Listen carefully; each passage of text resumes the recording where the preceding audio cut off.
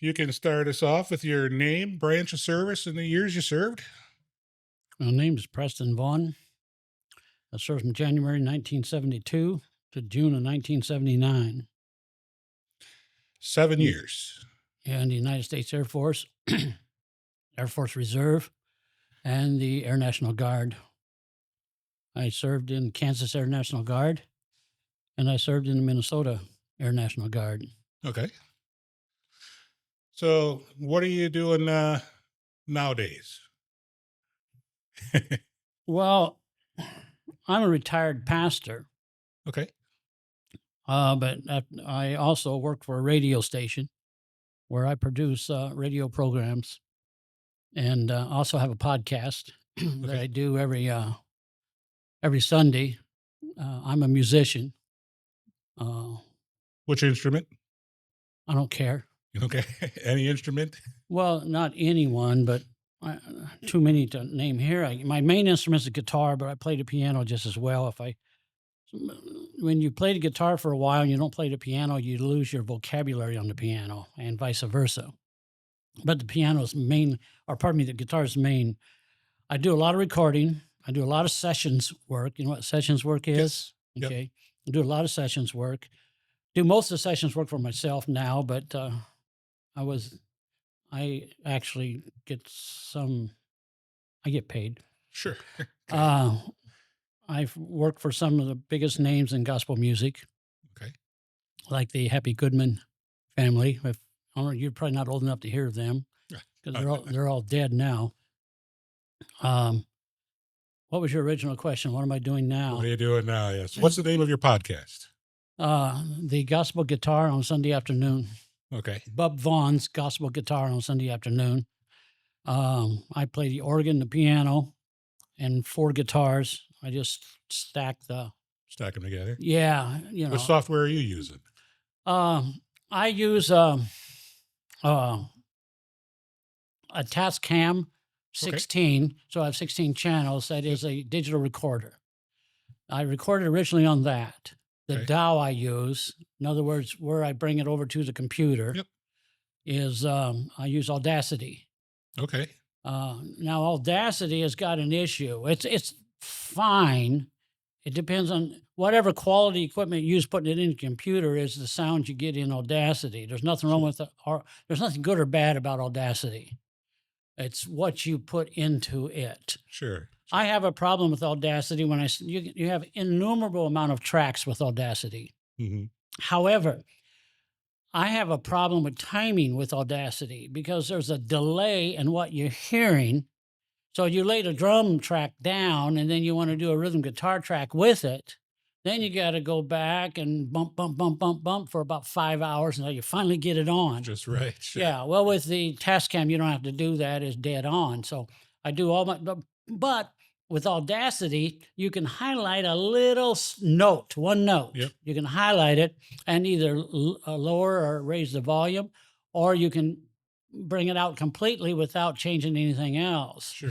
Well, with the Tascam, it's definitely digital, but it's old. It's not old technology, but if you did old technology, which I did, and if you see my age, I started out with analog. Sure. How old are you? What does that make you then? I was born in 1949. I'll be 77 in February. 77 in February. Okay. Yeah. And so, where are we at? Tascam. Oh yeah. So anyway, with Tascam, you if you mess up your track, you just have to do that track over again. And that's what we do in sessions work anyway. Sure. If someone hires me to do sessions work, they're not going to edit me. Right. They're going to make me do it over until I get it right. Sure. So you got to know how to play, Sure.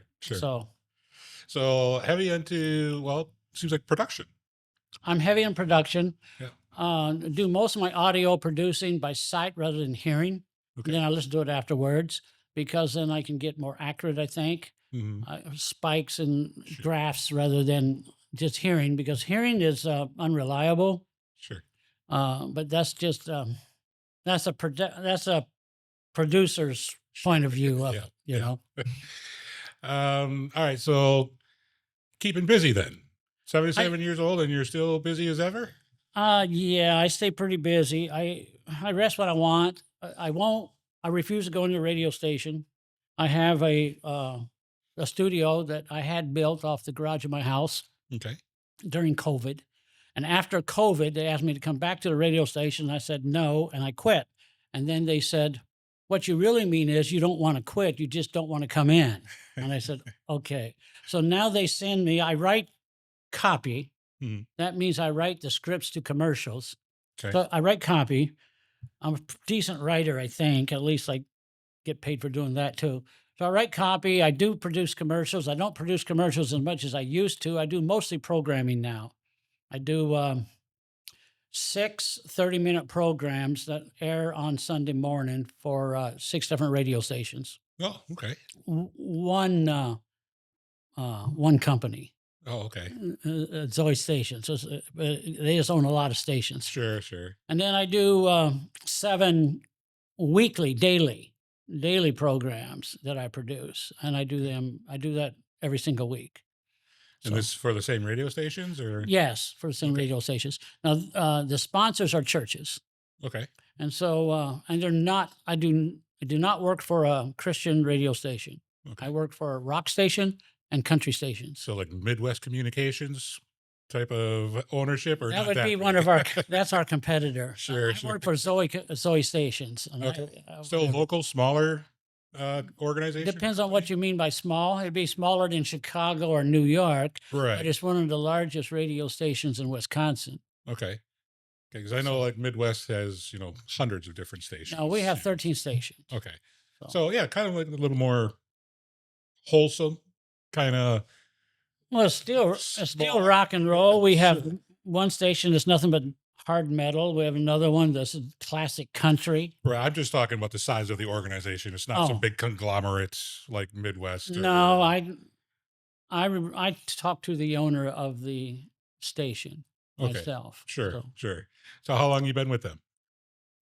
I've been in radio about 20 years. I've been with them about 10, Okay. And you're 77, right? 77. So Yeah. you're gonna work until they put you in the ground. No, No?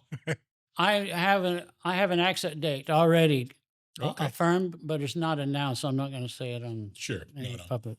Right. But like I said, we can bleep things out and and remove things. I so- know the day that I'm going to resign from the radio and just do just my podcast stuff, my music stuff. Okay. All right. All right. So let's talk a little bit about your service, your time in service. So if someone were to ask you to describe your military service, how would you describe it to the layman? We'll say. You mean in detail what I did? Yeah. Like what'd you do? What was your? By the way, can you tell I'm from the South? A little bit. Yeah, I could hear the draw just a little. It's hard.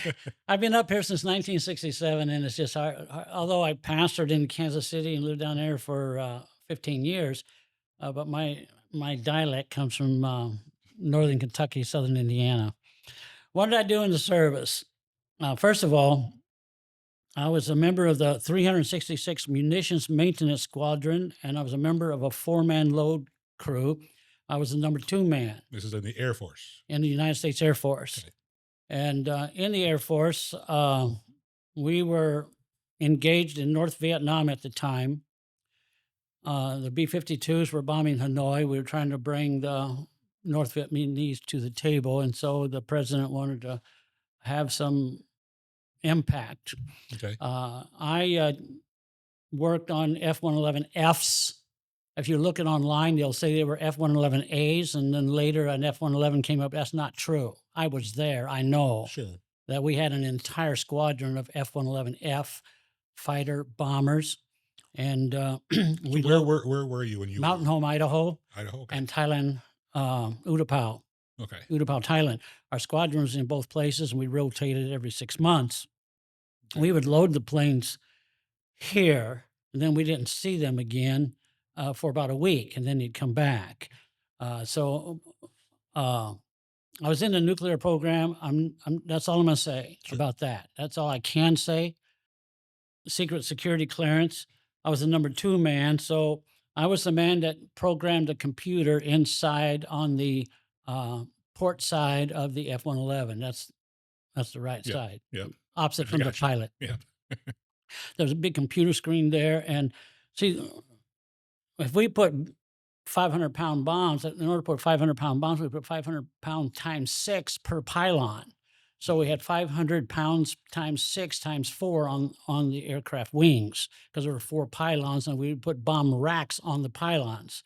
Or we would put 2,000-pound general purpose bombs, or we would put cluster bombs. Cluster bombs break open, Yep. and thousands of hand grenades. Yep. Those are marvelous to see go off, Yeah. although the people on the ground didn't think so, I don't Yeah. think. That's not. It's not a. It's It's really, not what you you talk want to about see. fireworks. You haven't Yeah. seen fireworks on the 4th of July. Like, what? Anyway, I Oh, don't, I'm familiar. okay. I, uh, I went too far on that. Anyway, we're, so I would have to, the airplane would have to know, the airplane has to know Mhm. what's on the wings. Right. The pilot doesn't have to know. But okay, it's not tandem, but side by side. Right. Okay, in an F-111, the guy on the right side, well, the port side, because it depends. The right side depends on what you're looking at from the front or back. On the port side, he's the weapons officer, Yep. and the pilot sits on the starboard side. The weapons officer then would operate the computer after I programmed it, but I have to program it for whatever we put on it. Mhm. It's a little more complicated. I think I can say this. It's a little more complicated. We put the nuclear weapons in the bomb bay of an F-111F, Okay. and then we would arm that. And I was the one that did the arming there. Okay. And then I'd have to program the computer to let them know there was. Okay. So, So every armament that you put on the plane, you basically have to program the plane for said arms on the plane. correct. So okay. Correct. And then the airplane would speak into the phones of the weapons officer.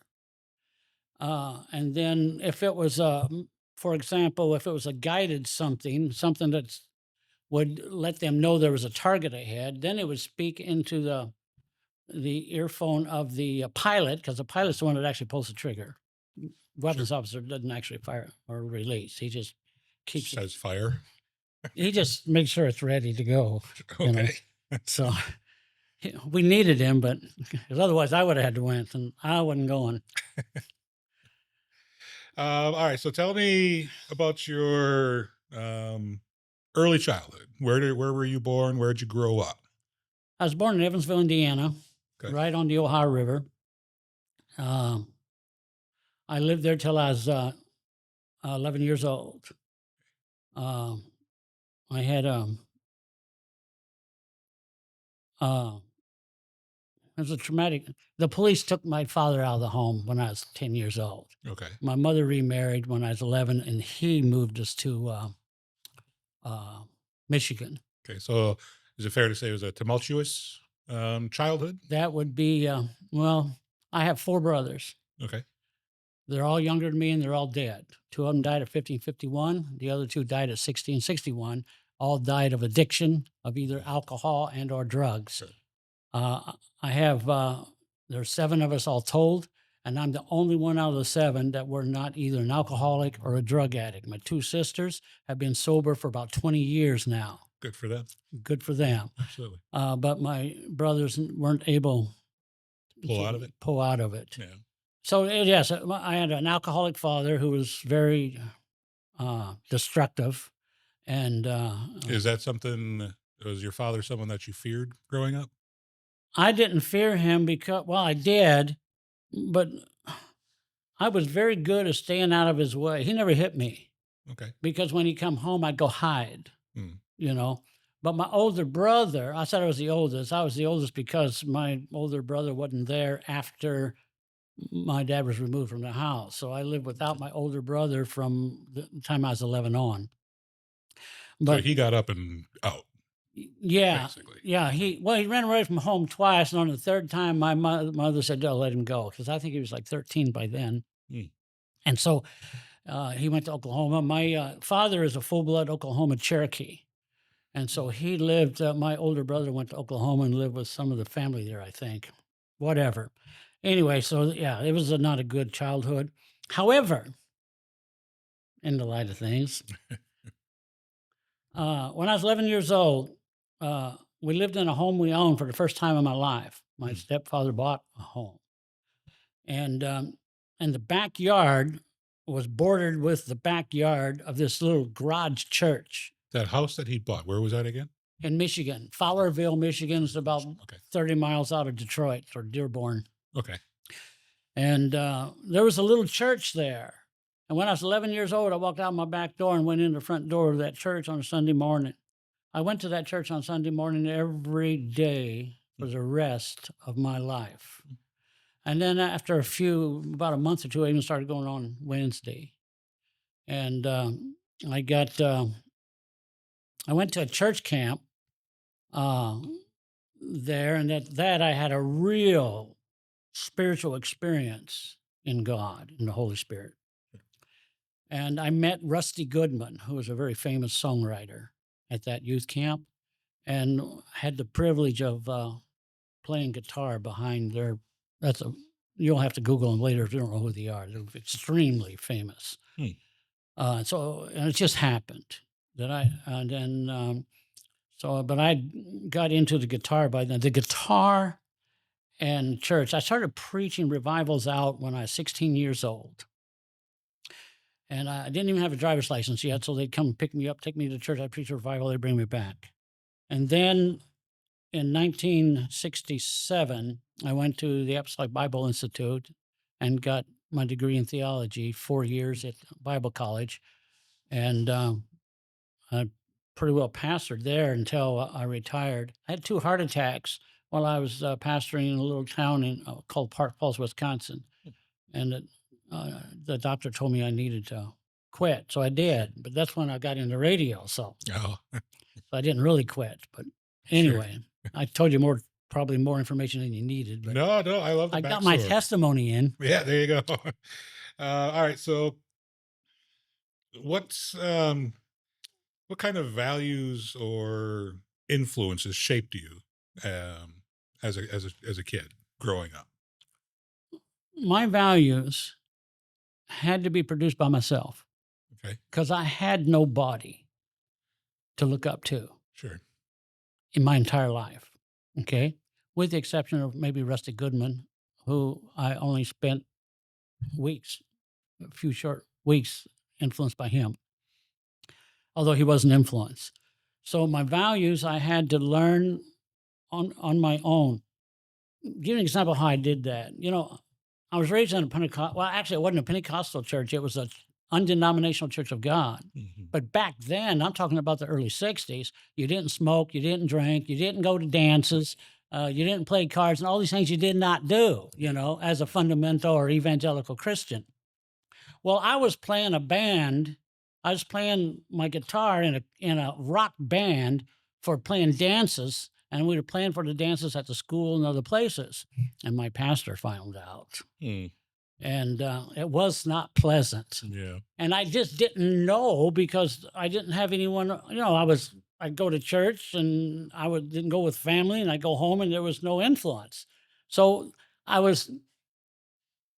This is going to sound. I have an above average IQ. okay, I know that because a psychologist told me so. sure, okay. But because of that, I was able to figure some things out Hmm. and make some positive. Thank God I had made positive decisions Hmm. and made good decisions along the way. Not every decision I ever made was good, of course. Sure, sure. But All right. So, well, first, did anyone else in your family serve in the military? everyone else in my family, well, it depends on what you mean by my family. My brothers, Yeah, any immediate family, brothers. my brothers, one was convicted of murder while he was in the Army and was discharged with a dishonorable discharge. The other one was kicked out of the Army because he couldn't make it after basic training, and they gave him a general discharge just to get rid of him. Okay. Those were my 2 brothers that were in the service. However, my father, biological father, was on a destroyer in the Pacific during World War II. Mm. My stepfather was in the Army during the Korean conflict and was a guard for prisoner of wars. That's what he did. Everybody, the generation before me, served Sure. in the military. So would you say it was almost inevitable that you served, or No, was it a I don't think it was inevitable. I was drafted, so I okay? guess that makes it inevitable. Yeah, yeah. But I got drafted on purpose.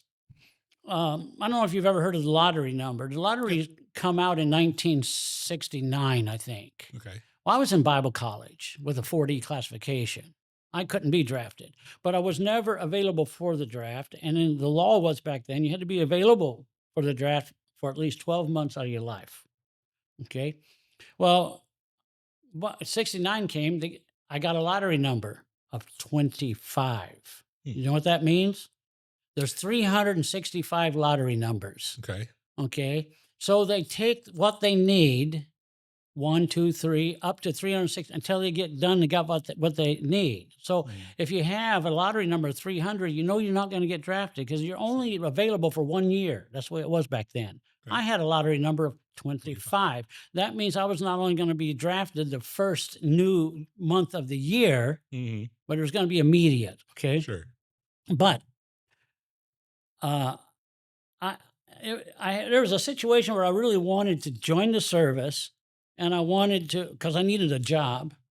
So I went to join the army. They wouldn't let me. Sure. Number one, I had a 4D classification, and number two, I had 2 kids. Okay, by then, Okay.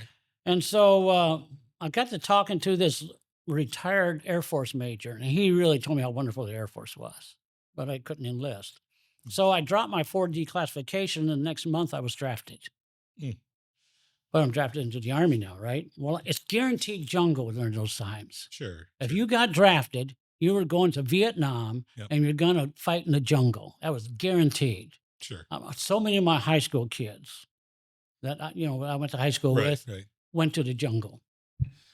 So I took my draft notice to the Air Force recruiter and begged him to let me enlist. And he did. I just had to sign a waiver that I could not claim financial hardship with 2 children. So you had 2 children at that time. Yes. So were you married already? Yes. Okay. And how old were your kids? Well, it was 72. They were born in 70 and 71, so they were Just 1 and 2. oh, so they were youngins. Well, yeah. Youngins. We were Okay. all young back then. Well, right. I was 23. 23 with 2 kids, and Yeah. you signed up for the Air Force. Yes, I was older than my drill sergeant, Okay. not the little guy, the sergeant himself. I was older than Sure. the sergeant. So you basically joined the Air Force to not go to the jungle. Yeah, but I could have avoided it. I joined the Air Force and I wanted a job. Okay. I was going to say, because you had that classification or that 4D. I could have kept the 4D classification because I was the assistant pastor of the church in Eau Claire. Okay. No, Lacrosse, in Lacrosse at that time. Okay. So joining the Air Force was, well, as you said, like a job. It was a job for me, and it was an Okay. excellent decision. Okay. So run me through signing up. You signed up in Michigan, right? No, No? in Wisconsin. Okay. So when did you make the transition from Michigan over to Wisconsin? In 1967, I went to Bible school in Oh, it's here in Minnesota. Wisconsin. Okay. No, in Minnesota. Okay. But I saw this chick. She was hot. All I mean, right. she was really good looking. And I ended up marrying her. But Okay. she was from Superior, Wisconsin. And so when I got out of Bible school, I moved to Superior. My first church was an intern pastor, and it was down south of here in some town I don't even remember. I got a brain situation, but anyway, that's where I joined. That's where I got drafted from, and then joined the service from down in La Crosse. I was actually sent to basic training on June 3rd. It was snowing that day. Hmm. Or pardon me, not June, May 3rd. May 3rd? Okay. And it was snowing that day. And I went from there to Texas. Texas. All right. So what are you thinking when you get off the plane in Texas? It's really hot Okay. and really humid. I was in Fort Hood, Texas in my Ah. time. So I'm familiar with Texas. Yeah, I was in San Antonio, so that's Yep. even down south of Texas, Yep. Yep. where everybody speaks Spanglish. Yeah. It's a nice city. It is a nice I thing. liked it. I liked it down there. So, all right. So basic training. What are your I Another story is kind of interesting. sure. When this guy and this officer told me I should be a mechanic Hmm, in the Air Force, so I went in and enlisted with a guarantee that I would be a mechanic. In my mind, I'm thinking working on jet aircraft, sure. and so my problem was the reason I brought up my IQ. I scored a, such a high score on the aptitude test. Yep. They said you're going to be a weapon. They're going to put me in the weapons program and in the nuclear program, right? Because of my high score. Hmm. And I said I was guaranteed to be a mechanic, and he says you're a weapons mechanic. Hmm. So that's how they Okay. got over that. Because I mean, I had a written contract with the Air Force to be a mechanic. Sure. So Sure. now I'm a mechanic, and I was extensive training. Yeah. Extensive training. I spent as much time training almost as I did working. All right. So before we get to there, because I'm sure there is a lot involved with that. I mean, especially if you're going to be handling bombs and nuclear bombs and things like that. So, but you said 22 when I was you 23 when I went in. 23 when you went in. So you're 23 years old. You get off the plane in Texas. It's hot. Um, where did you land down there first? Just Well, I landed Houston first, Houston. Okay. and then then we went from there to San Antonio. We must have taken an airplane. I don't remember. Okay. I remember getting off the bus though. That's what I was getting at because I remember stepping off the bus You get in off the basic bus training. in basic training, and the first thing you get this stupid looking guy, half your age, swearing at you, and you're spitting on your face, telling you how Yeah. crappy you are. Yeah. And then from there you go and you get your uniforms and your haircut, and you know what it's like after Yeah. that. Yeah. The whole process. Oh, by the way, my recruiter, I asked if I had to get a haircut kind of like yours today. Sure. And he said, well, just have a nice haircut trimmed when you go in and you won't have to get that shave. He lied through his, what a liar. Right. He didn't have to lie. Everybody sits in the chairs. It's All those recruiters are as corrupt as radio people, corrupt. Yeah. Well, they get a lot of people, so they're good at their job. So, so what is basic That training? was a joke, by the way. Yeah. That was a joke. So was there a point in time when you transitioned from in basic training of, all right, they're up in my face, they're yelling at me and they're, just being rude or whatever, to when you can actually see a glimpse of leadership or a glimpse of they really are trying to build you into something different or better or Well, I know I had an advantage. okay. I went into basic training, enlisted with a college education. Right. That's almost unheard of, Sure. To be especially back enlisted, yeah. then, and to be enlisted. Although a degree in theology doesn't really get you much in the Air Force. It might have in the Army, actually, because if you had any degree there, you could go into officer training school, but Yep. not in the Air Force. Okay. But anyway, so I had a stripe going into the basic, but I couldn't put it on until after basic. Oh, sure. So I got another stripe when I went into tech training. Okay. So what was the original job? What was the original MOS? Well, we don't have MOSs in the Air Force, Oh, the Air AFSC. Force. Okay. And it was 46230 was the original. Then I went from a 50 to a 70. Okay. And that is weapons mechanic, Weapons mechanic. munitions maintenance tech. Okay. So you're training for that. So you're in basic training for what, 3 months? 90 days? around Well, the original one was, yes. And that's where we had to learn how to, we had to defuse bombs. Okay. But defusing bombs was just an everyday thing that I had to do. Sure. Taking fuses out of bombs and making them safe. If they come back hung or they hit and didn't go off, you just have to go out and take the fuses out of them. Yeah. So we had to learn to do that. We had to learn to deal with like proximity fuses and what's the difference between a proximity fuse and impact fuse and those kind of a thing. Sure. So we had to learn that. We had to learn how to maintain Gatling guns. Okay. We didn't work on 30 calibers. Air Force didn't have 30 calibers. We had all 20 millimeters. Mhm. Nowadays, I think they even have 30 millimeters. We had only 20 millimeters, and they're all in gun pods. Sure. So we had to maintain the pods where there was a conveyor belt for all the 20 millimeter rounds to go through. Hmm. Uh, that's what we did in tech school. How long was that tech school training?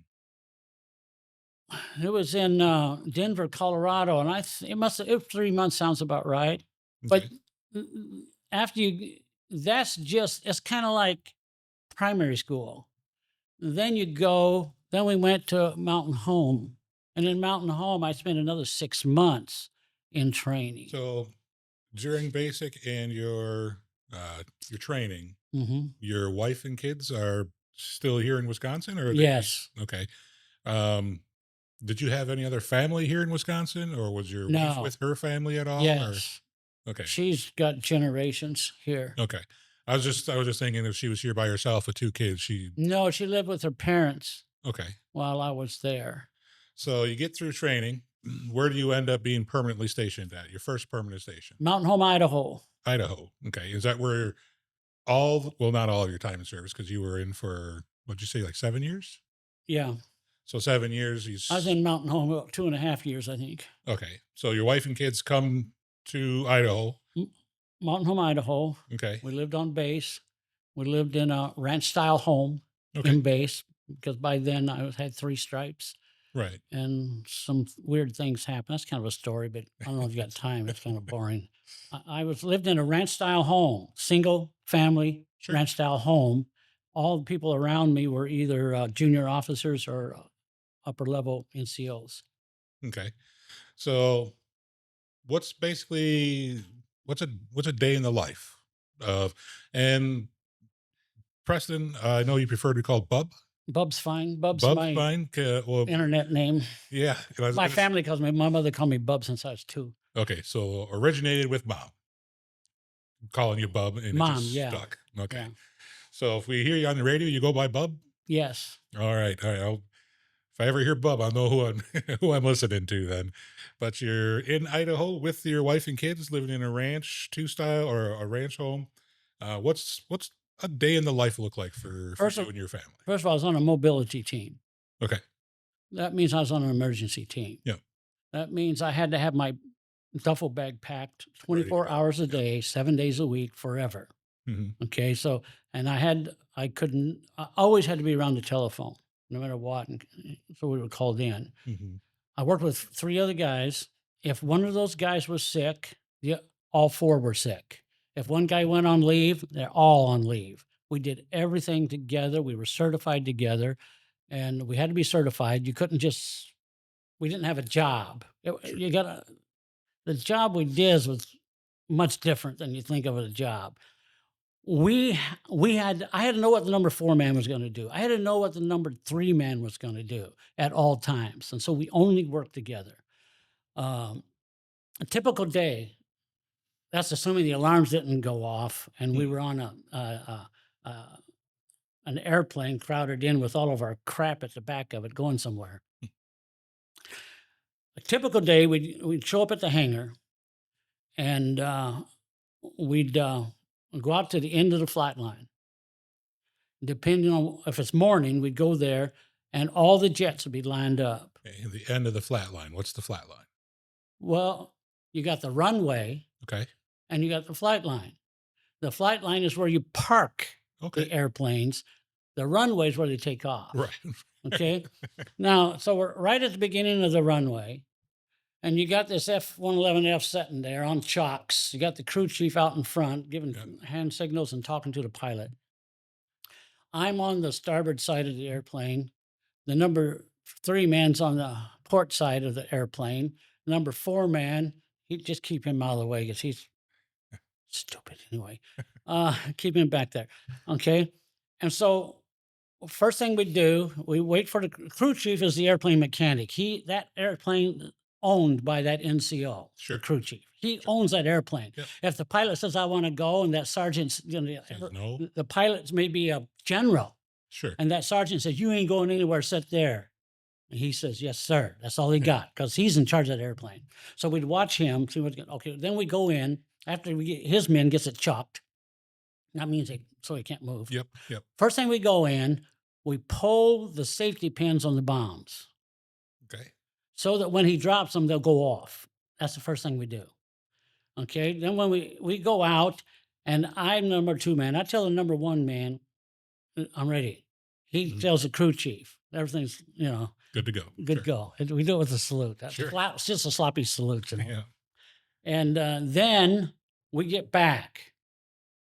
And if you've never been standing right behind an F-111F when it takes off, and we got headphones on Mhm. because the noise is the noise was so bad that we had to go in once a month for a hearing Hearing test. tests? Yeah. Okay. And we would sit there, and all of a sudden, the ground would begin to shake. And all of a sudden, he'd hit those afterburners, and that flame would come way out, and you'd start smelling and then all of a sudden, boom. And in 2 seconds, he was going straight up in the air, and he's gone out to Hmm. wherever he's assigned that day to drop those bombs. Sure. And that was a typical day. You have no idea where the pilot's going at that point? We don't know. Nope. It's none of our business. Sure. Need to know. That's Yeah. one of the, Yeah. I don't know if you had a security clearance, but need to know is the key word. Yes. You don't get to know just because you have a security clearance. You have to have a need to know. Okay. Yes. Now you're really bringing memories back. Yeah, good. In the in the evening or after their tour, they're going from mountain home to Vietnam. You got to understand that. Sure. Okay. And so they land usually in Utapao. But the ones that took off in Utapao, and then we were flying escorts for the B-52s over North Vietnam at that time. Hmm. Then the pilots now need a respite, so they come back to here. But they go from the war zone to our runway, to our flight line. Hmm. They may have bombs on. Sure. Many times they do. For whatever reason, we don't need to know. Right. So we have to safe the fuse, and we actually have to safe the bomb and actually pull the fuse out Hmm. at that time because they won't let them back on the flight line with a live bomb. Sure. Understandable. So Yeah. when you're loading up the planes and you're checking them, making sure everything's set, during that time, and you said, they're going to Vietnam or back, what was the thoughts or, between the crew or anything else? Because I'm sure, um, from what I know, Vietnam was a pretty decisive war here at home in America, whether we should be there, we shouldn't be there, whatever it might be. You knowing what you're doing, which side was there any kind of, I don't want to say moral question or anything, or did that ever cross your mind, or you and your crew? Imagine 1 through 4, you guys are probably pretty close to each other. So the thoughts of that, or any kind of contention between you and the crew, or discussions, or anything like that?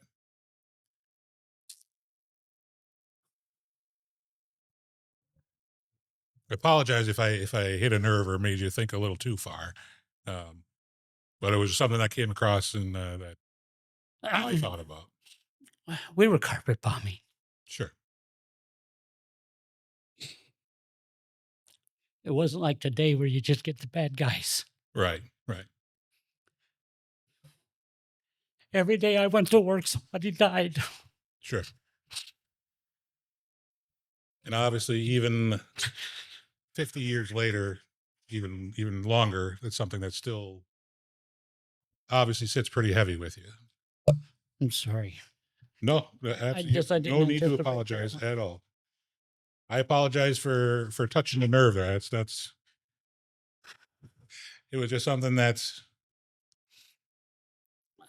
I think a lot of people deal with. Um, In World War II mm, and in Korea, when the troops came home on leave, it was mandatory they wear their uniforms. sure, They didn't have to wear the dress blues, but they had to at least I can't remember what they were called. They were a casual. They weren't fatigues. You couldn't wear your fatigues out in public, sure, but right, you can wear a dark blue pants and a light blue shirt. You can wear a tie with it if you want, kind with your, of like a Class B yeah, uniform. Sure, yes, sure, not a class A. right, right, It was mandatory. We were not allowed to even wear our combat boots Hmm. off base. Right. We could not wear our uniforms off base because of the way we were treated. Mhm. Um, And that's one of the points that I find in doing this, and the other veterans and things that I've talked to. You're the first Vietnam era veteran to be on, so thank you. But it's one of those eras that I've always, and I was just talking to um, Josh earlier, and it was something that I brought up, and it was probably one of the greatest mistreatments of veterans ever. Was basically any veteran that was in or a part of Vietnam, as far as when they get home or how they were treated when they were home. So you couldn't go out in public wearing your uniform because the way the American people were treating you. that's true. But So I will tell a friendly story. sure. Um, I didn't have a suit to wear. So when I was home, I wore my Class A uniform to church because it was a suit and a tie and it looked nice. I was on my way back to Idaho and I still had my uniform on. And the generator ran out in our car. And it was after hours, we couldn't get it fixed. And somebody stopped. And he was probably a World War II vet because he was a generation older than me. Sure. Obviously, I was in the Air Force and I had a couple stripes, you know.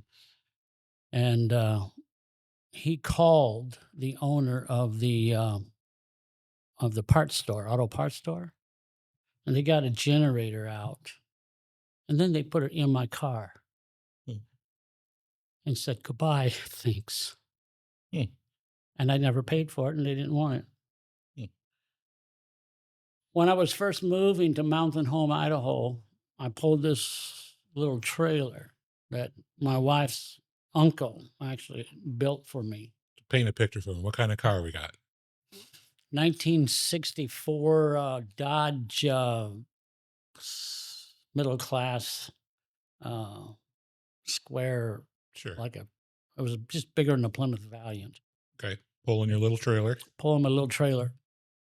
And anyway, we got in the mountains in northern Utah Mhm. and blew a tire on the trailer. And I didn't have a spare. And I'm Mm. stuck out in the middle of, I mean, I don't know if you've ever been there. There's nothing Oh, in the mountains of between Utah and Montana. okay.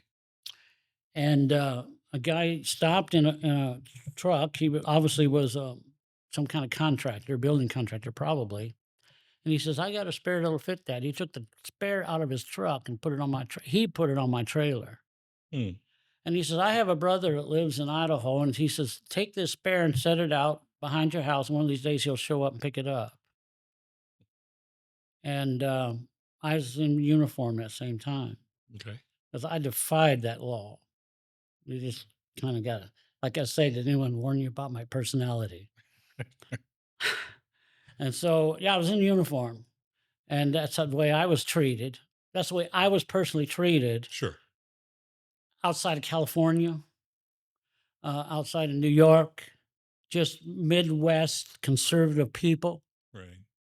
Uh, they were fine, you know. But we still back and forth from Sure. outside. We had to deal Sure. with it, you know. So you said you spent about 2.5 years in Idaho? Yes, 2 years? yes, So your total time in service was 7 years. So you spent yes. about a year in training, basic and then training, 2 years in Idaho. So where do we go from Idaho? Unfortunately, it's another story. Well, that's what we're here for. Mm. Have at it, bub. uh, um, we got a phone ring, mobility. It's an emergency. All the you know. So I had to go to the squadron for a meeting. Okay. Turkey. I don't even know if this is not even. I don't even know if this is fully in the news yet. But Turkey had attacked Greece, Mm, and we have an Air Force base in Turkey. And so we were informed, looked like we were going to have to go. And it was a top secret meeting. Sure. On my way home on the radio, I heard about what I heard in the meeting on the radio, which was really enlightening. That's just anyway. Shortly after that, I got orders for Turkey, remote duty Hmm. because it's combat zone. So I couldn't take my family. Right. Right. And 18 months. Mm. It wasn't 12 months like combat, Sure. but it was 12 months remote because it wasn't Vietnam, I guess. But then the Vietnam War ended. Hmm. We went from working 12 on, 12 off to I was a staff sergeant painting hangars floors because there wasn't nothing else to do. Sure. I mean, there's no bombs going around anymore, Right. and the threat was gone. So they come up with this program called Palace Chase. What Palace Chase was, first of all, if you re-enlisted in my career field, first of all, you got $50 extra for hazardous duty pay. They give us $50. Yeah. And then we got another $50 for combat pay. So we got an extra $100 for that. Sure. Sure. But they were given $5,000 bonus for re-enlisting. Hmm. Okay. Then all of a sudden they come around and says, we don't need you anymore. Hmm. We just soon you go away. And if you will go away and enlist into a National Guard somewhere, we will just let you go. But you have to enlist for 2 years for one. Okay. Okay. So if I had 2 years left in active, I got to enlist in the National Guard for 4 years. Right. And I'm looking at orders to Turkey. Do I go to Turkey or do I go to Minnesota? Yeah. So they give me a week. It wasn't leave, but it was they let me go to go talk to the generals in Minnesota, in Duluth. Sure. And because I didn't talk to a recruiter because I was already in. Okay. So they accepted me in Minnesota. So I came back, and now I don't know if I'm going to Turkey or if I'm going to Minnesota. I don't know. Minnesota would be the Air National Guard. Yes, Okay. yes. Yeah. Minnesota Air National Guard. Yep. Okay, so I don't know yet. So I get notified that the desk jockeys have orders for me. So I go to thank God I was a sergeant. In fact, that I outranked the guy that was giving me the orders. And he says, I got 2 sets of orders here for you. One's for Duluth Air Force Base, and the other's for whatever name it was in Turkey. Turkey. I don't remember the name. And he says, where do you want to go? I said, well, I'd like to go to Minnesota. He says, well, here's orders for Turkey. Okay. You got to understand, you've been in the military, right? Yep. He gave me the orders for Turkey. And then he says, oh, just a minute. You got new orders come in. Here's your orders for Minnesota. So he handed me the orders for Minnesota after he ordered. Well, you've been in the service. Yeah. You get orders. The last orders you get are the ones you obey. Yes. Right. Yeah. And so they stuck to it. And I went to Minnesota then. Okay. I was in Minnesota for maybe a year. I can't remember. I got my discharge from Minnesota Air National Guard in a book. But then I transferred to Kansas Air National Guard because I went back into ministry, and I was pastoring in Leavenworth, Kansas, Hmm. and member of the Air National Guard. But in the Air National Guard, they didn't have a job for me, Hmm. which was great. So I taught school for the Air National Guard in Minnesota. I mean, So a staff sergeant with a college education, it was perfect for him. right. So how long were you actually in the Air National Guard then? From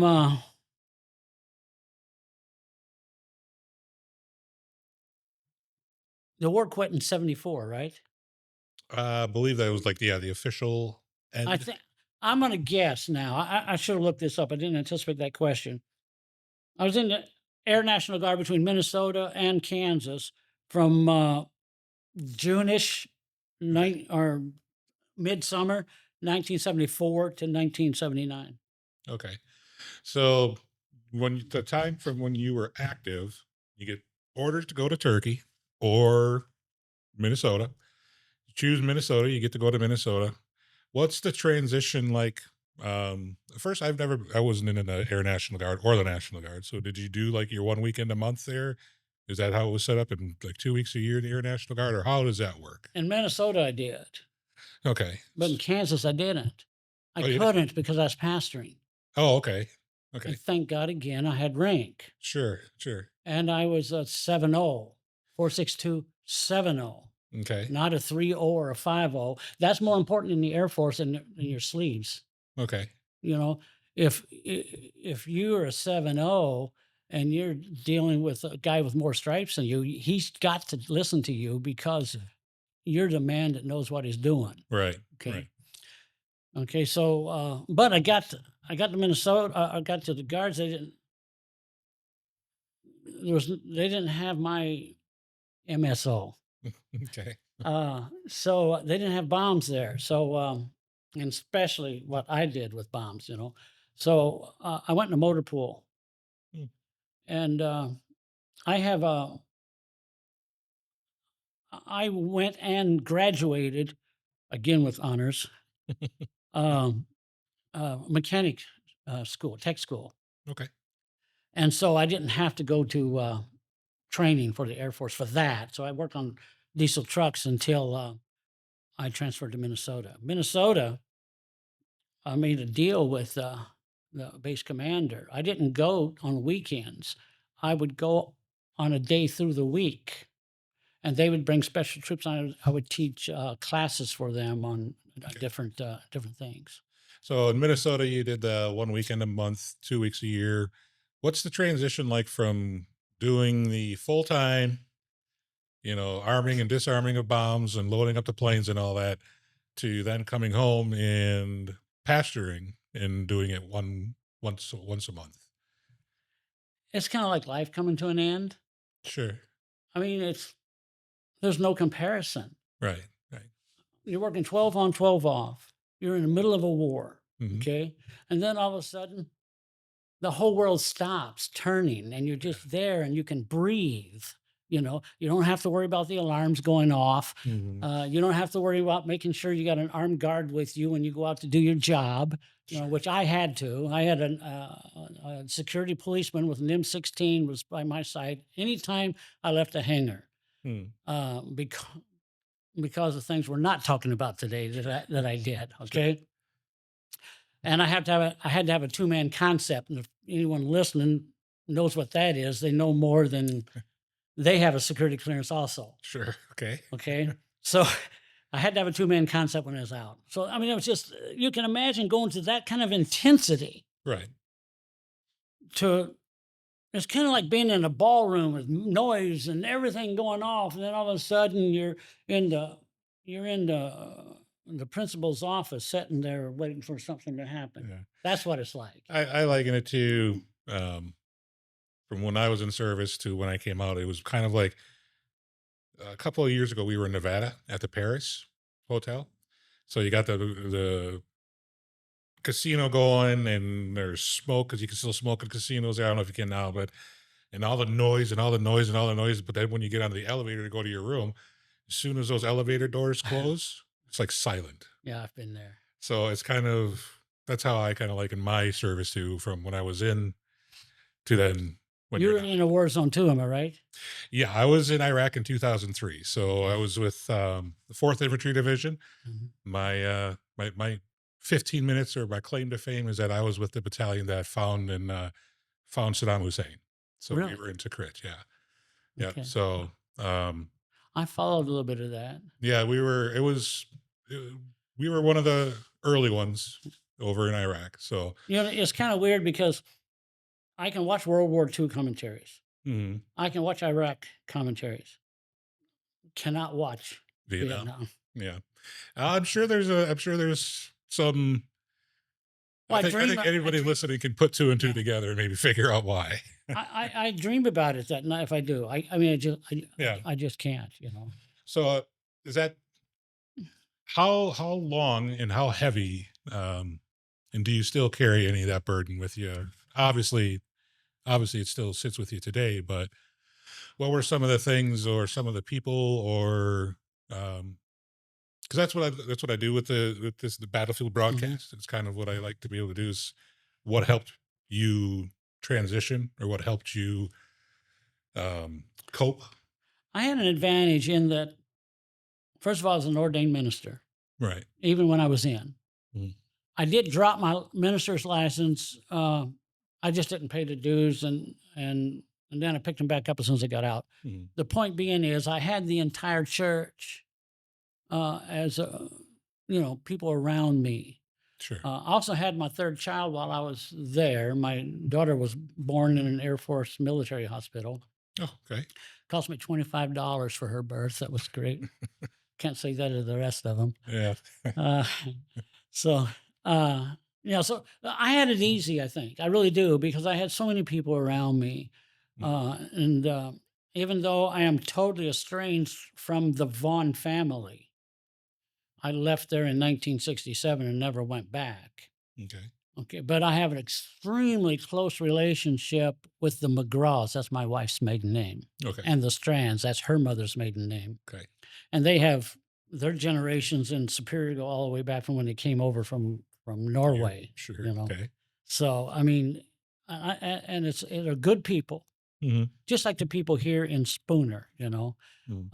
This church here, I am spoiled rotten. Yeah. Is your mother here yet? Yeah. She's out there. She'll Somewhere. affirm to it. Yeah. Sure. These people treat me. I was in the pulpit here for 13 years. Okay. I was senior pastor before, and then I went to senior pastor someplace else, and now I'm just here retired. And Sure. they treat me like gold. I Sure. mean, they just really. I mean, so I have a good support system in my older age. It's great, and I have a large family. I have Sure. 4 kids, and 2 of my kids have 9 kids. So you're up to 4 kids now. Hmm. Yeah. So how old are your kids now then? Becky's got to be 55. She's born in 70. Okay. She's in 55. The other one's 9 months younger, Busy guy. but she was premature 3 months. Oh, That okay. would have been a All year right. apart. All right. The other one was Give your born. wife a little bit of a break. Yeah, yeah. Claudia was born in 1970. Well, Okay. I was unavailable really, but that's while I was in the Air Force during probably the most active part of my service time. Sure. And then Preston, not Junior. We give him a different middle name, so Okay. when people call him Junior, we'd say no. He was born in 1978. I was pastoring Okay. in the Kansas City area, Leavenworth, actually. Okay. So that's when he was born. So he's 78 to 78. He's 47. 47. Yeah, I'm Thank born you. in 78 myself. So Are you? yeah. Yeah. Mm. The tail end of that Generation Mm. X, as you say. So I got a huge surprise when I retired and applied for Social Security. okay. In the National Guard, when you retire, you don't retire by the year's end. You retire by how many points. Hmm. And you get points by active duty. Okay. Every time you go in on a weekend, you get so many points. Somehow, in the Palace Chase contract that I wasn't aware of, all my active duty time transferred over to the Air Force, or the Air National Guard. Hmm. And then because it was war credits, I get extra. So when Sure. I went to get my Social Security, and they said, "You're a veteran." Yeah. So, well, you're a retired veteran. What's that mean? You get a check every month for the rest of your life. Hmm. And so uh, I'm a retired Air Force now. I get a check Sure. every month. I couldn't believe it. Yeah. Yeah. I mean, it ain't a big one, but it's something to be proud of, I Every think. yeah, yeah, every little bit So, helps. So uh, so that so was great. in I know you said you had some other some things that we can't talk about, something that's our um The uh, problem with being 77 and having a top secret security clearance, you can't remember sure. what you're not supposed to talk about. I don't think we went over anything. Nothing. No, because we didn't get into details about things. Well, with that is obvious. What is there anything from your active time to your National Guard time or your Air National Guard time that's Like, what are some of the most positive things that you took from your military service? I guess one of the first questions I would ask is, would you change anything? No, I don't think so. Right. And every service person says, I should have just stayed in and retired, Yeah. Yeah. should have stayed in 20 years. I don't think so. I've had a excellent, and I've had such a multiple career Mhm. in that I've been a professional musician since the time I was 16, and I've toured with my music. Sure. I've been a senior pastor for decades, and I wouldn't have done that if I would have stayed in the service. But Mhm. at the same time, at the time the service came to me in my life, at the time I really needed it, Mhm. both financially and for stability in my life, Sure. that I don't think the ministry could have gave me at that time. So the structure of the military Not the structure so much. No,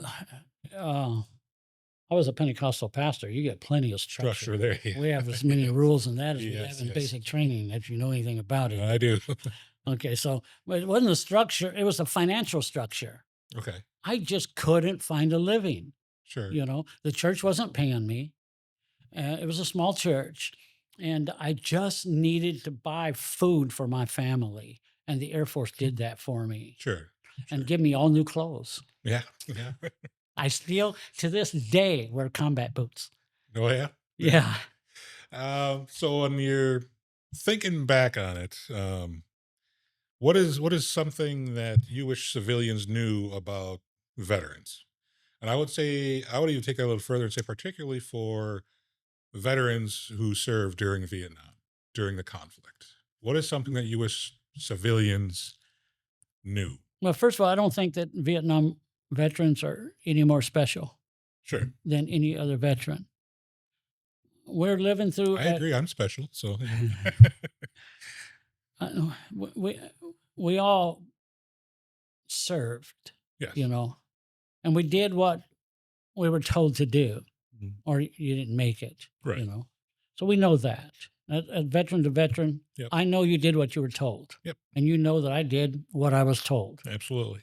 And I got in my career field because someone told me that's what I had to do. I didn't go in there and say, I'm a big shot, I'm smarter than everybody else. So, no. Mhm. They said, you're smart, this is what you're going to do. And you know that. Mhm. So, what do I think about what was the question? What should people know about Vietnam vets? Yeah. Yeah. Well, they're not special. They're not. And they Sure. didn't, they just did their duty. But they are human. Right. They're a human being. Most most of the Vietnam veterans went not of their own choice, Right. but either do that or go to prison. Sure. Okay. You went because you enlisted. Yep.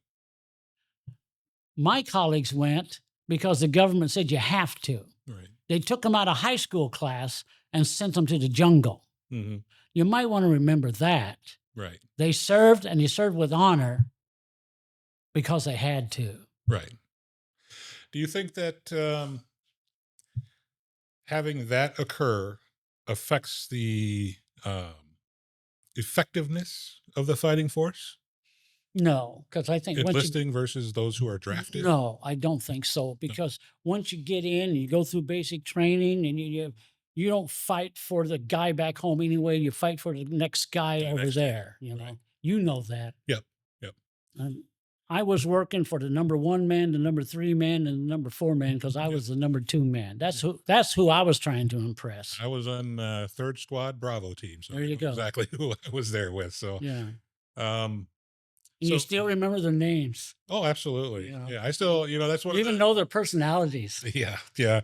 I've interviewed four of people that I served with, Ah, and I have about two more that are willing. I just got to get on the schedule. Everybody.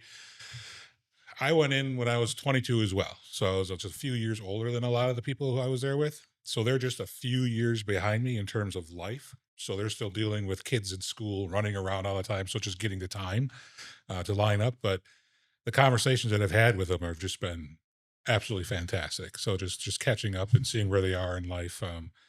So any advice that you would give to anybody looking at serving or looking at signing up? Well, it's a different it's a different ball game now. Sure. They pay you a living wage now. It What I was in, it was livable. Well, If you lived off post. I made $425 a month. Yeah, I think my specialist pay was, when I was living on post, was a little bit better than that, but it wasn't something like, if you couldn't live off post on what they were paying you, like in an apartment or in a house somewhere else, like unless you were married. Well, I Like was married when I went in, and I got yeah, special rations, separate rations for myself, and I got allowances for my kids and my wife. So, yeah. See, that's once I what got got it up. married, But that's what got it up to the full. And I yeah, also had combat pay and hazardous duty pay, and that's what got it to the 425 a month. I yeah, think regular basic pay must have been, I don't remember, like 300 a 200 month. bucks, something Yeah, like that. yeah, Yeah, because it actually doubled the year that I went in. sure. Because before that, the poor people in Korea and Europe and Japan, the World War II veterans, Yeah, they made nothing. The only thing they nothing. really got was their food and housing. So, and I'm thinking, lining up the time. So when the time you joined um, active duty, or the Air Force, was Vietnam was already in the swing, Oh correct? yeah, It was yeah, already happening. yeah. So I went in 2000. So before, there was really nothing happening during that time. Hmm. 9/11 was a oh crap moment, knowing that something was going to happen. So when you're talking about giving advice to somebody who's going in, what's one of the things you're right, it is different now. I think a lot of things obviously are different, but when you look back on your career, from the time you were active to the time you were National Guard, what's one of the things that you, if I'm going to go right now, what's one of the pieces of advice you give me? Well, one of the most important differences is the fact that it's an all enlisted service now. Right. So therefore, if you're going to go in, you need to make up your mind Hmm. that you're going to do it, and you're going to do it well, Right. and you're going to do what you're told, and you're going to learn, Hmm. and you're going to be good at it. Right. You do not want to go to battle and be bad at your job. You'll get killed, and the guy next to you will. Right. So I think the first thing, you got to make sure that's really what you want to do, since you Hmm. can make the decision now. Right. We didn't have that, but that's one thing. It's just like any other job, really, and it's really more like a job now. Sure. The active. Uh, since a big part of our wars now are fought by guardsmen anyway, rather than regular army, Hmm. Hmm. which is different. People would join the National Guard, Army National Guard, in 1967, so they would not have to go to battle Sure. because they knew they weren't going to get called up. Sure. So it's That's one just of a the different things that world. I don't have any experience with, obviously, but the fact that there was a draft, and that, you got you're part of a lottery, and you're, you know, it almost feels like it's inevitable Well, at that time. well, the If you're a lot, young man in yeah, America. the lottery was actually a blessing Sure. because it could put it where it was not inevitable for you, the individual. Hmm. Before that, it was a crapshoot. You went and enlisted, or you signed up for the draft and waited.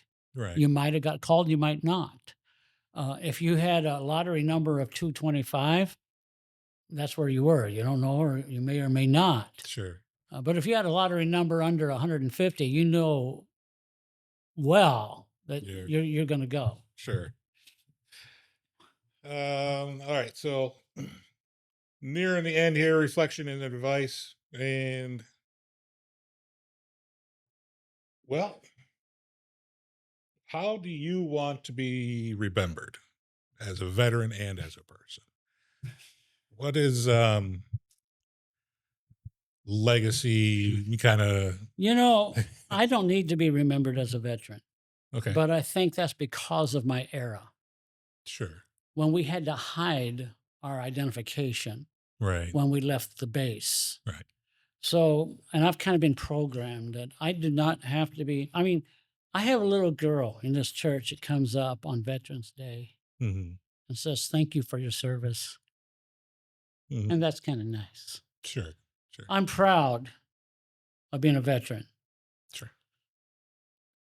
one of the worst days of my life. I'll never forget it. I remember it as it's in my memory like the first day my first baby was born. Sure. And that was the day I was riding in the car and I come across the radio news that North Vietnam had just invaded Saigon and Mm. South Vietnam had fallen. Yeah. It was probably in 75. And then I thought, I, why? Right. My whole question now is why Yeah. 54,000 young Americans died Hmm. in Vietnam. For what? Can you tell me why? Right. I have this very similar question as, for when we were in Iraq, because we didn't find any weapons of mass destruction. And we were looking literally on the ground in Iraq looking for this. And then when ISIS started to take over, and it was like, what Same thing. what was the point of it all? Mhm. Of all this hurt that was caused, and lives that were lost. And you think about the kids without their dads, and their wives without their husbands, or husbands without their wives, or It's just not the ones that were killed over there. oh, What it about the affects you. ones Yeah, the absolutely. ones that came back with no arms, no legs, and Right. people that came back with their mental capacity completely Well, destroyed? they like to call it shell shock, when really it's just PTSD. Well, it Is was what shell it shock is. in my day, Yeah, PTSD in your PTSD is what it's called now, and it's actually that's something that I know, or that I feel pretty strongly about, for especially for the Vietnam era vets, was the fact, or World War II, or Korean, just anything before Iraq, really. That whole how war can affect somebody for the rest of their life. Period. Full stop. And it's not an exaggeration. And we were talking about when you're loading up and how it affected you, and those emotions are still just as real today as they were, 50 years ago. For me, it's like 20 years ago now. It's still 22. Blows my mind that it's been that long, but how it still stays with you. So, um, We also had the problem with drugs in Vietnam, yeah. which should never have happened. So it's not just in the movies. You guys were getting high and Well, smoking weed and drinking I wasn't, alcohol. but our number 4 man did. Yeah. In fact, at the end of my tour, and I knew I was leaving, I turned him in to the Yeah. military. What do you call it? CSI or TSI or whatever it is. Oh, yeah, yeah. Military, NCIS or something like the that. military investigation unit. Yes. Well, now you got me thinking about, because there's even a I movie. should know it, but because I talked to them guys Yeah. and when our when our crew was busted up, it was my pleasure.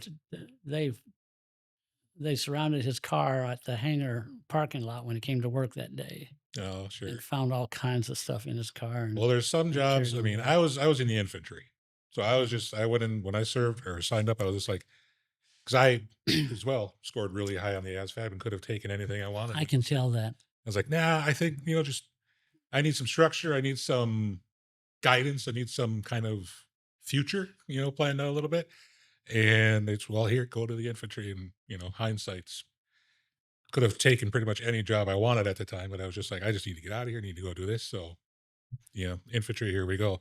That's a job where I think, you could be a little more, or a little less responsible, In but the infantry? yeah. Well, it depends on the moment. Well, absolutely. You don't want to be in a firefight with some drunk guy next to you, obviously. But um, Or some incompetent. and yeah, I guess really it's any kind of job anywhere. But if you're loading bombs on, you don't want somebody with you, even if they're hungover. You want Well, someone let me tell you a who's story about number 4 man, sure. if we have time. We're loading 2,000-pound bombs. Mm, We're on the port side. There's hooks that come down off of the pylons like this, okay. and I there with a wrench, I go like that. You come up with a bomb fork truck, and he raises it, and then I take over. I have little controls here where it brings it up a little Mm, here, there, and then once I get it in, I lock it in. sure. But he got so good at it, he could bring it in, snap it, Hmm. and it'd be in. But I still got to make sure. Yeah. Okay. So he snaps it up there and backs off, and it wasn't in. Oh, jeez. When it's a 2,000-pound bomb and I'm standing underneath this thing, Yeah. that's like a car dropping on you. Yeah. Yeah. In fact, there was a girl that was killed doing my job in the Middle East. Mhm. One of our Air Force doing exactly what I did, and something happened. A bomb dropped on her. Yeah. It didn't go off, but you got Still 2,000 pounds worth of metal dropping on literally a you. ton. Yes, and so thank God I just anticipated it and started backing up fast, Yeah. and that thing, boom, we got decertified for that. Mm. We had to go back in for training and be recertified. That was our no. You'll That's notice the number 4, guys.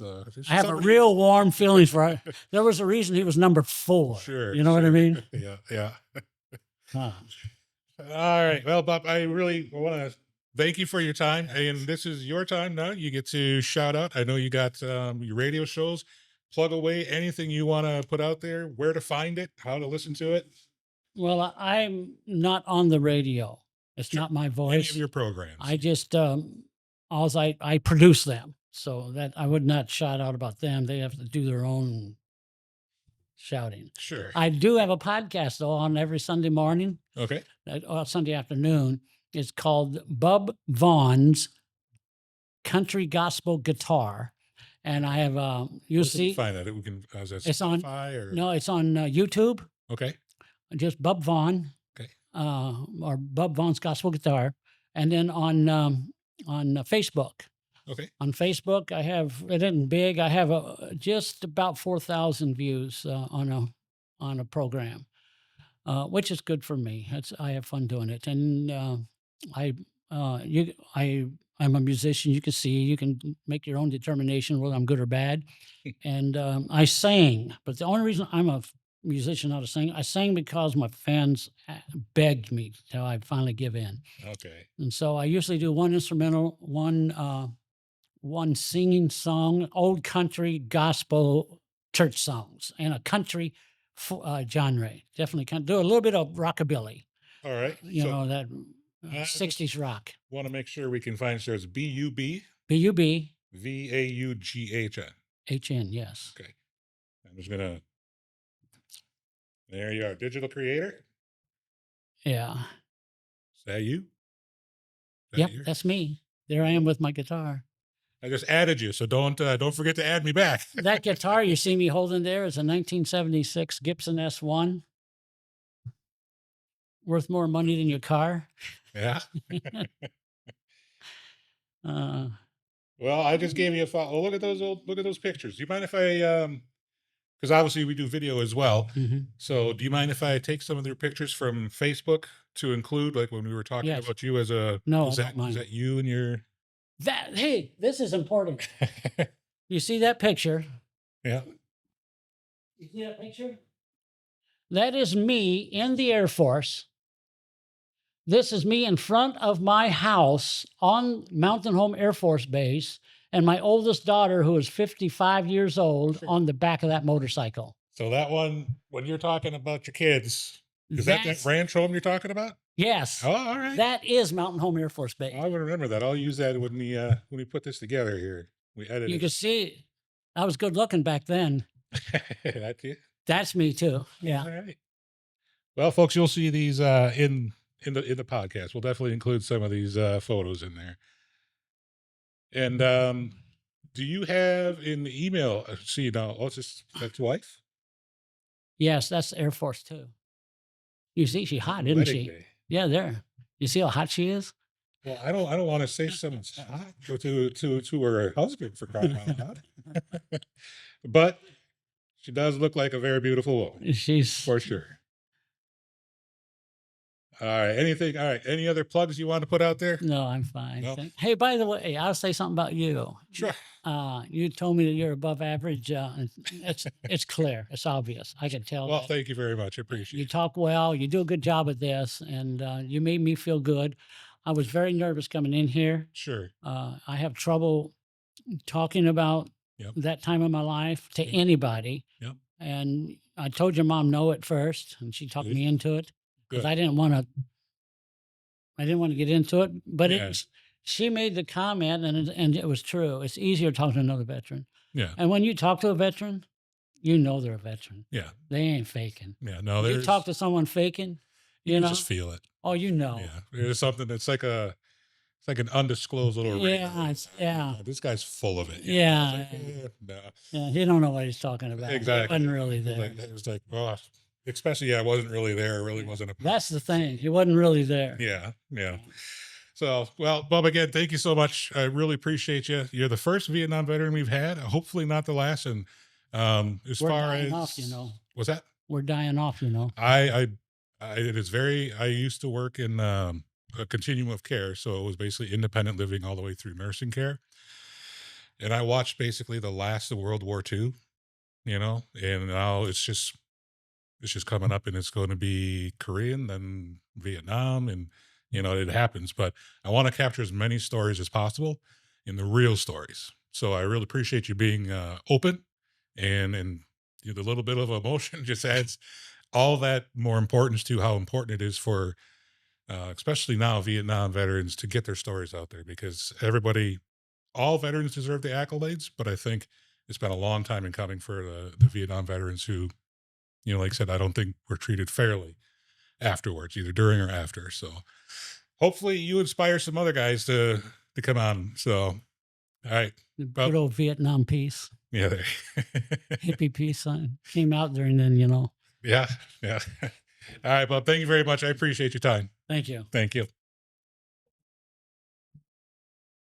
All right, Bob. Thank you for coming on the podcast and sharing your time, insight, and your experiences.